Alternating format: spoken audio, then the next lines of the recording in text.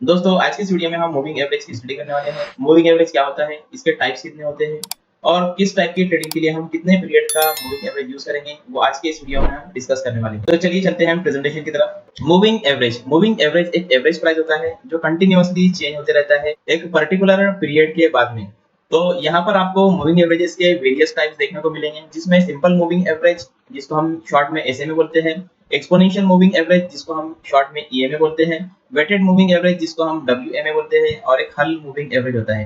तो simple moving average is nothing but the simple calculation of source price. आप जो भी सोर्स लेते हो, फॉर एग्जांपल आप क्लोज प्राइस लेते हो या फिर आप ओपन प्राइस लेते हो या फिर आप हाई प्राइस लेते हो, तो जो भी चार हमारे डाटा पॉइंट्स होते हैं जिनको हम ओपन हाई लो क्लोज बोलते हैं, तो उनको सोर्स कहा जाता है। तो उस सोर्स के हिसाब से जो भी सिंपल कैलकुलेशन होता है उसको हम बोलते हैं सिंपल मूविंग एवरेज। जैसे 10 प्लस 12 यहाँ पर होता है 22 डिवाइडेड बाय 2।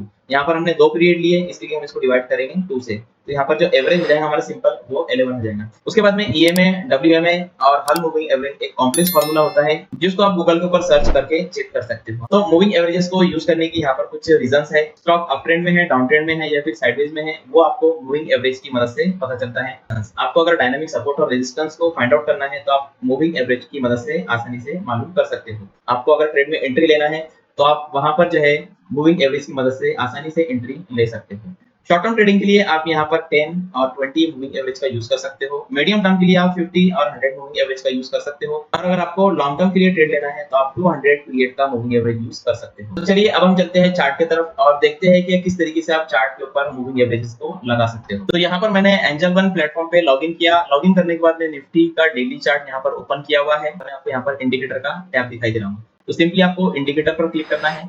इंडिकेटर पर क्लिक करने के बाद में आपको यहाँ पर जो है मूविंग एवरेज टाइप करना है। तो सिंपली आपको यहाँ पर एवरेज को सिलेक्ट करना है। तो यहाँ पर आप देखिए आपको इनपुट्स, स्टाइल और विजिबिलिटी दिखाई देगा। यहाँ पर नीचे आपको लेंथ दिखाई देगा। तो यहाँ पर बाय डिफॉल्ट जो है वो 9 लेंथ होता है। अगर आपको शॉर्ट टर्म के लिए स्टॉक को बाय करना है तो आप यहाँ पर 10 या फिर 20 पीरियड डाल सकते हो।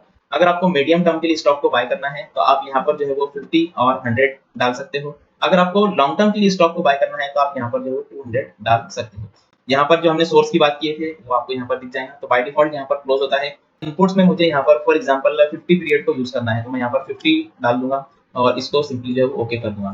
तो आपको यहाँ पर जो ब्लैक कलर की लाइन दिखाई दे रही है ये है हमारा 50 पीरियड का मूविंग एवरेज। अब आपको यहाँ पर जो है एक्सपोनेंशियल मूविंग एवरेज लगाना है। तो सिंपली आप यहाँ पर जो सेटिंग है इस पर क्लिक करोगे। इस पर क्लिक करने के बाद में यहाँ पर आप देखिए स्मूथिंग लाइन जो है इसको आप ईएमए कर दोगे तो आपका जो मूविंग एवरेज है वो एक्सपोनेंशियल हो जाएगा। तो यहाँ पर देखिए ये जो मूविंग एवरेज है ये एक्सपोनेंशियल हो गया, ये आपको और ज्यादा रिस्पॉन्सिव रहेगा as compare to simple moving average. अब अगर आपको शॉर्ट टर्म के लिए स्टॉक को बाय करना है तो सिंपली आप यहाँ पर सेटिंग में जाइए, यहाँ पर स्टॉक, यहाँ पर आप लेंथ में 20 डाल दीजिए और इसको ओके कर दीजिए।